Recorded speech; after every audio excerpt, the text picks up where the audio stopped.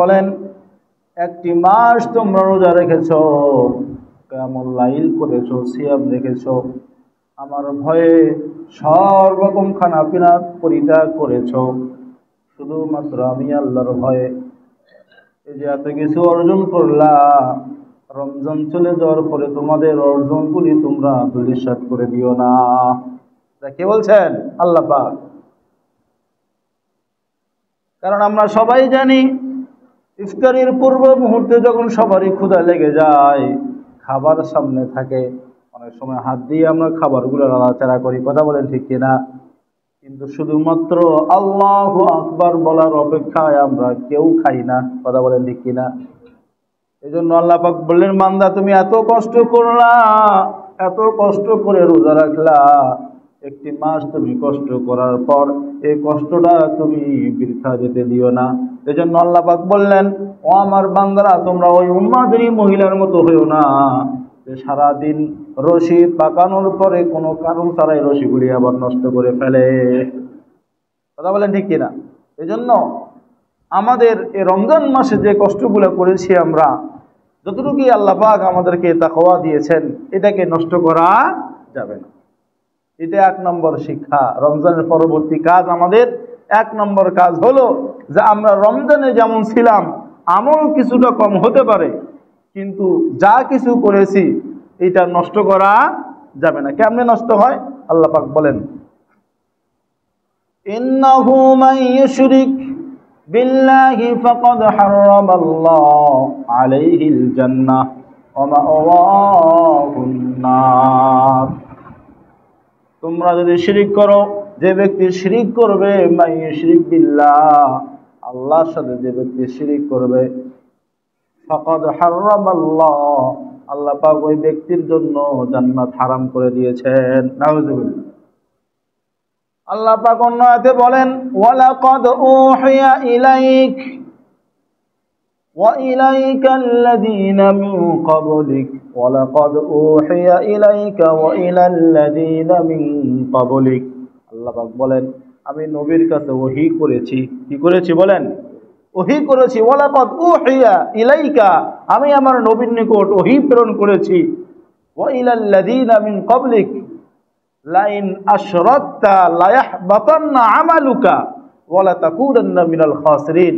যে বান্দা, তুমি যদি শিরিক করো, তোমার যত ইবাদত আছে, যত ইবাদত, যাকাত, ফিতরা, রোজা, নামাজ, হজ, সব আল্লাহ পাক নষ্ট করে দিবেন। নাউযুবিল্লাহ। কি করার দ্বারায়? শিরিক করার দ্বারায়। সামনে পয়লা বৈশাখ আসতেছে। কি বৈশাখ? পয়লা বৈশাখ আসতেছে না, জানেন না আপনারা? এই পয়লা বৈশাখ অনুষ্ঠানকে নাম করে, বাঙালি সংস্কৃতিকে নাম করে, আমাদের প্রত্যেকটা মুসলমানদের ভিতর রন্ধ্রে রন্ধ্রে শিরিক ঢুকাই দিতেছে।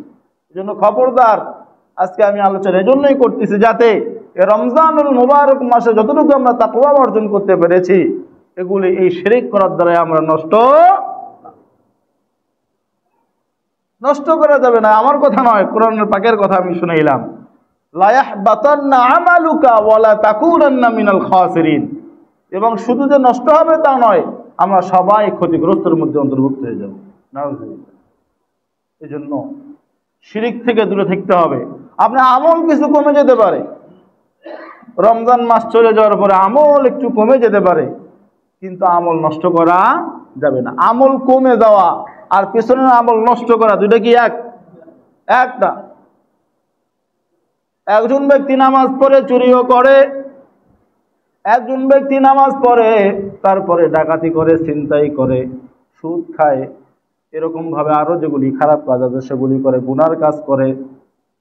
এগুলি গুনার কাজ করার দ্বারাই আল্লাহ রাব্বুল আলামিন কিন্তু তার পিছনের আমল নষ্ট করেন না। কথা বলেন ঠিক কিনা? নষ্ট করেন? শুনছিলেন কোন হুজুরের মুখ থেকে? কোন আয়াতে পাইছেন? কেউ বলে নাই, বলবেও না যে একটা ব্যক্তি নামাজ না পড়ার দ্বারাই, মিথ্যা কথা বলার দ্বারা পিছনের সমস্ত আমল বরবাদ। বলছে কেউ কোনোদিন? কথা বলেন না। বলছে? নাই, বলবে কোত্থেকে? কিন্তু যদি কেউ শিরিক করে, আপনি যদি হজ করে থাকেন, হজ শেষ, আবার হজ করতে হবে আপনার, কোরআনের কথা।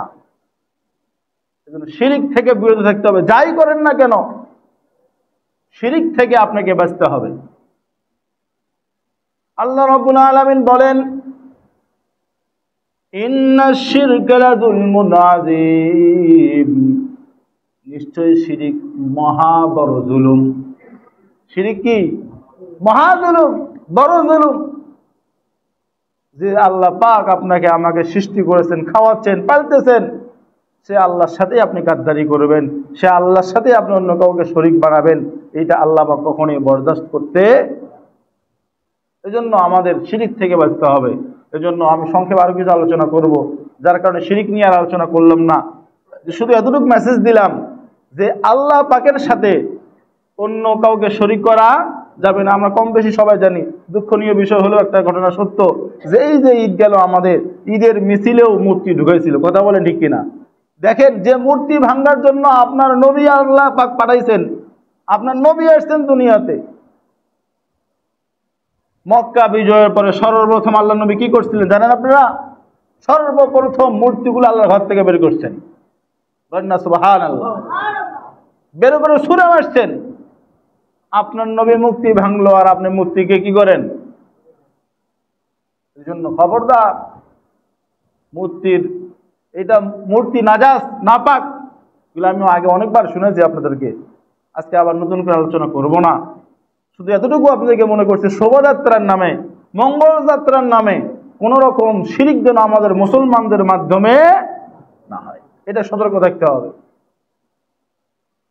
দ্বিতীয় নম্বর করণীয়, আল্লাহ রাব্বুল আলামিন কোরআনের ভিতর সূরা আরাফের 75 নম্বর আয়াতে বলেন, ওয়াতলু আলাইহিম নাবাআল্লাযী আতাইনাহু আয়াতিনা ফানসালাখা মিনহা ফাআতবা'হুশ শাইতান। আল্লাহ রাব্বুল আলামিন সূরা আরাফের 75 নম্বর আয়াত থেকে একটি ঘটনা বর্ণনা করেছেন।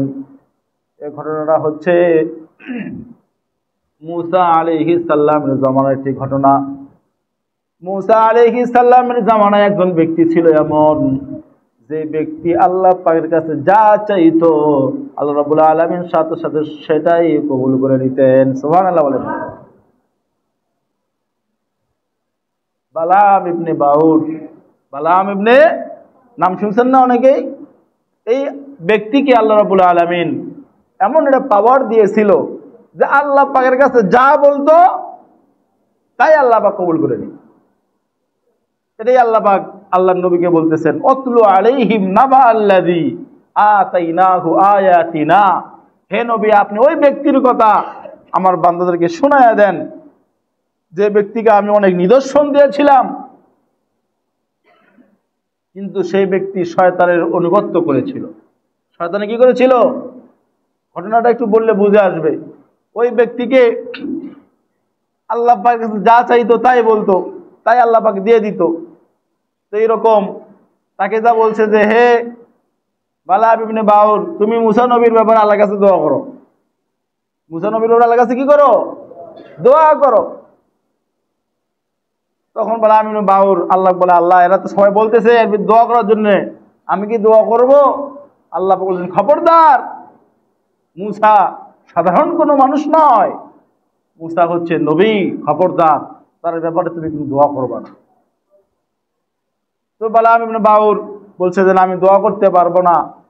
এরকম ভাবে এই ব্যক্তি, যখন মানুষজন এই ব্যক্তি নিষেধ করলো দোয়া করার জন্য, তখন তার স্ত্রীকে যা ধরছে, অর্থ সম্পদের লোভ দিয়েছে, অর্থ সম্পদ দিয়েছে, যে আমরা এতগুলি টাকা তোমাকে দিলাম, তুমি তোমার স্বামীকে কনভিন্স করে আল্লাহর কাছে দোয়া করতে হবে, তাহলে তোমাকে এত কিছু সম্পদ দিয়ে দেব। সুন্দর করে ঘটনা, লম্বা ঘটনা আমি সংক্ষেপে বলতেছি। আল্লাহ পাক বলেছেন, ফানসালাখা মিনহা ফাআতবা'হুশ শাইতান ফাকানা মিনাল গাবিন ওয়ালাউ শি'না লারাফা'নাহু বিহা ওয়ালাকিন্নাহু আখলাদা ইলাল আরদি ওয়াত্তাবা'a হাওয়া ফামাসালুহু কামাসালিল কালব। আল্লাহ পাক বললেন যে যখন এই ব্যক্তি আল্লাহ নিষেধ করলো, তারপরেও অর্থের লোভে, অর্থের বিনিময়ে যখন দোয়া করতে শুরু করলো, কুকুর যেমন হাঁপায়, কুকুর যেমন কি করে? হাঁপায়। ইন তাহমিল আলাইহি ইয়ালহাস আও তাতরুকুহু ইয়ালহাস, এই কালবত কুকুর আল্লাহ পাক বলেন ওয়ালাউ শি'না লারাফা'নাহু বিহা ওয়ালাকিন্নাহু আখলাদা ইলাল আরদি ওয়াত্তাবা'a হাওয়া, যখন অর্থ সম্পদের দিকে গেল তখন তার নফসের কথা শুনলো। ফামাসালুহু কামাসালিল কালব, এই কুকুরের মতো জিহ্বা তার হাঁপাইতে থাকলো। বলে নাউযুবিল্লাহ। যতবার নবীর ব্যাপারে দোয়া করতেছিল ততবার দোয়া তো বের হয়ই নেই, বরং তার জিহ্বাটা এরকম আস্তে আস্তে বের হতেছিল। বলেন না নাউযুবিল্লাহ। ছিল আল্লাহর মুজিবুদ দাওয়াত, আল্লাহর প্রিয় বান্দা, তার থেকে কি হয়ে গেল? অভিশপ্ত। কিসের কারণে? অর্থ সম্পদের কারণে। কিসের কারণে বলেন না? কথা বলেন, আমার দিকে বলেন। কিসের কারণে? অর্থ সম্পদের কারণে, দুনিয়াবি কারণে সেই ব্যক্তি আল্লাহ পাকের প্রিয় থেকে হয়ে গেল বড় জালেম, বড় জুলুম কাফের হয়ে গেল।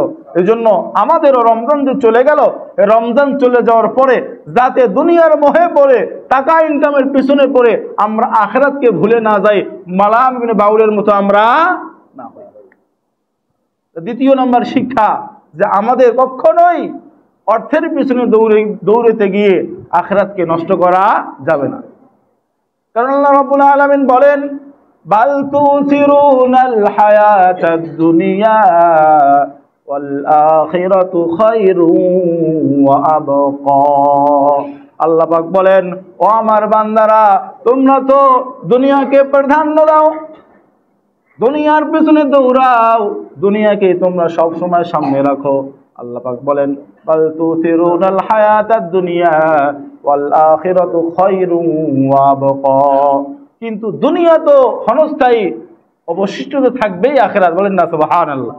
আল্লাহ পাক কি বললেন? ওয়াল আখিরাতু খায়রুন ওয়া আবকা, যে আখিরাতে উত্তম আর এইটাই থাকবে চিরস্থায়ী ভাবে, দুনিয়া থাকবে। আমার কথা কি বুঝে আসছে? আল্লাহ পাক আরো বলেন ইন্না হাযা লাফিস সুহুফিল উলা সুহুফি ইব্রাহিম ওয়া মূসা। আল্লাহ পাক বলেন এই যে কথাটা কোরআনের ভিতরে বলেছে আখিরাতে অবশিষ্ট থাকবে, আখিরাতে চিরস্থায়ী থাকবে, এই কথাটা শুধুমাত্র কোরআনের ভিতরে বলা হয় নাই, শুধুমাত্র আল কোরআনের ভিতরে কথাটা নাই। আল্লাহ পাক বলেন ইন্না হাযা লাফিস সুহুফিল উলা, শুরু থেকে নিয়ে যত আসমানি কিতাব ছিল, যত সহিফা ছিল, যত আসমানি কিতাব ছিল, প্রত্যেকটা কিতাবের ভিতরে আল্লাহ পাক বলেছেন দুনিয়া ক্ষণস্থায়ী, আখিরাত চিরস্থায়ী। বলেন না সুবহানাল্লাহ। আল্লাহ পাক আরো স্পষ্ট করলে বলেন সুহুফি ইব্রাহিমা ওয়া মূসা। যারা হাফেজ সাহেব আছেন জানেন সুহুফি ইব্রাহিমা ওয়া মূসা।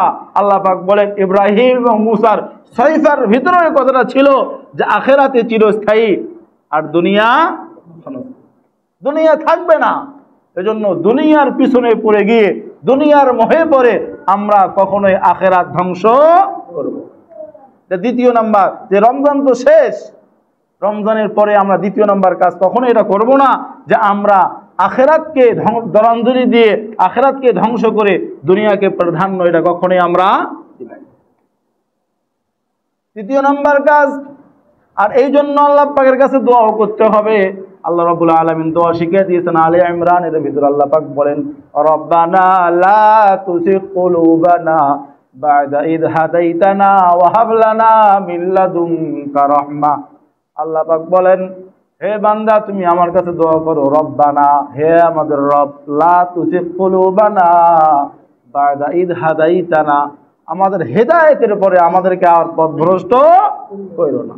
এই দোয়াটা করতে বলছেন আল্লাহ পাক। এই জন্য আমরা করবো, এই দোয়াটা চাবো আল্লাহ আখিরাত। আমাদের তো রমজান মাসে একটু করাই নিলাম, যতটুকু করার আমরা চেষ্টা করেছি আল্লাহ পাক আমাদের দ্বারাই করে নিয়েছেন। আল্লাহ তৌফিক চাবো আল্লাহ এইটা আমাদের থেকে নষ্ট কইরো না, আমাদেরকে আবার পুনরায় গুনাহের ভিতরে ঠেলে দিও। তৃতীয় নাম্বার কাজ হলো নামাজ কখনোই ছাড়া যাবে না। আমি গত জুম্মাও বলেছি নামাজ এমন একটা ইবাদত, নামাজ এমন একটা ইবাদত, অন্য গুনাহ যদি আপনার থাকে এই নামাজ আপনাকে গুনাহ থেকে বাঁচাবে। কথা বলেন ঠিক কিনা? আল্লাহ পাক বলেন ইন্নাস সালাতা তানহা আনিল ফাহশাই ওয়াল মুনকার। বান্দা তুমি যদি নামাজ কন্টিনিউ করো, নামাজের মতো নামাজ পড়ো, নিশ্চয়ই নামাজ তোমাকে ফায়দা কাজ থেকে বাঁচাবে। বলেন না সুবহানাল্লাহ। নামাজ ছাড়া যাবে না, নামাজ ছাড়া যাবে না, এটা ওয়াদা করতে হবে। এইটা মনে মনে নিজেকে অদা করতে হবে, নিজেকে বলতে হবে যে না আমি মুসলমান, আমি কখনোই নামাজ ছাড়তে পারি না। আমি গত জুমায় একটা হাদিস শুনেছিলাম, ভাই নামাজ ছাড়বেন কেন? নামাজ পড়লেই তো আপনি আল্লাহ আল্লাহর রসুলের জিম্মায় চলে যান, দায়িত্বে চলে যান। আর আমি যদি আল্লাহ আল্লাহ রসুলের জিম্মাদারিতে চলে যাই, দায়িত্বে চলে যাই, আমাদের আর কোনো টেনশন থাকতে পারে? কথা বলেন, থাকতে পারে? আরে আল্লাহ পাক তো পরের কথা, দুনিয়ার একটা সিস্টেমের কথা যদি আমরা একটু ভাবি, যদি চেয়ারম্যান বলে এই তোমার সমস্ত দায়িত্ব আমার, তোমার সমস্ত দায়িত্ব আমার, ভালো মন্দ যত দায়িত্ব আছে সব আমার, বলেন তো ওই ব্যক্তির পাওয়ারে কি থাকা যাবে? কথা বলেন, থাকা যাবে? ওই ব্যক্তি কোনো টেনশন করবে?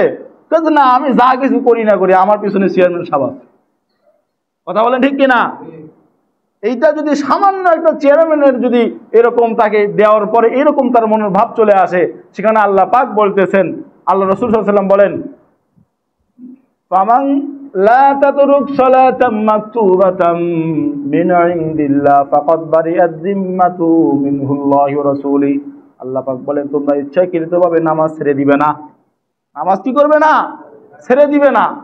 কোন ব্যক্তি যদি ইচ্ছাকৃতভাবে এক ওয়াক্ত নামাজ ছাড়ে, আল্লাহ রাসূল বলেন ফাকাদ বারিআত মিনহু যিম্মা ওয়া যিম্মাতুল্লাহি ওয়া রাসূলি।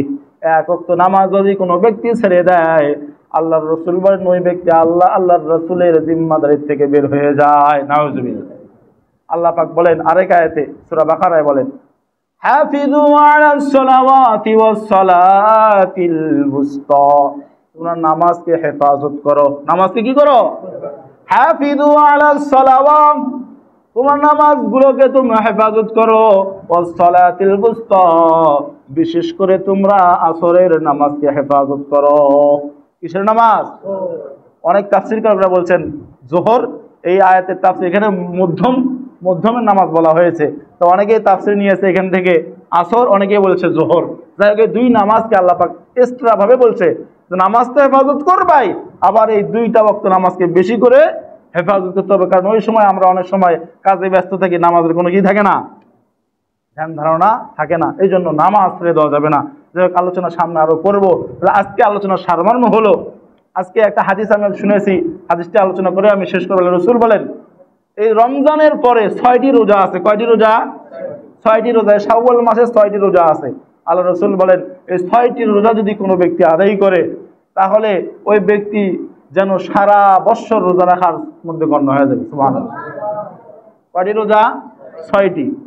কানা কাসিয়ামিদ দাহার, যদি কোনো ব্যক্তি এই শাওয়াল মাসে 6টি রোজা করে, পুরা বছর রোজা রাখার মতো সব সে পেয়ে যাবে। এই জন্য রমজানুল মুবারক মাসের পরে 6টি রোজা আমরা রাখার চেষ্টা করব। একবারে রাখার দরকার নেই। আজকে একটা করবেন, 3 দিন পরে আরেকটা করেন, 5 দিন পরে আরেকটা করেন। অর্থাৎ এই মাসের ভিতর 6টা রোজা হলেই হলো।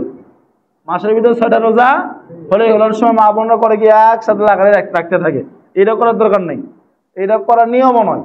আপনি এই মাসের ভিতর 6টা পূরণ হলেই হলো, 6টা পূরণ হলেই হলো। এই জন্য এই 6টি রোজা আমরা পুরুষরাও করার চেষ্টা করি, মহিলারা করে, অনেক মা বোনরা করে অনেক সময়, কিন্তু আমরা পুরুষরা হেলায় খেলায় ছেড়ে যাই। আসলে রমজানের শিক্ষাই এগুলা। সিয়াম কিয়াম, রমজানের শিক্ষা কয়টা? মোটামুটি 5টা। সিয়াম কিয়াম বলেন আমার সাথে, বলেন সিয়াম কিয়াম, কোরআন, দান সাদকা, তাকওয়া। এই 5টা হচ্ছে রমজানের শিক্ষা। সিয়াম তো রোজা, রোজার রমজান মাস শেষ, রোজা ছাড়বো তা নয়।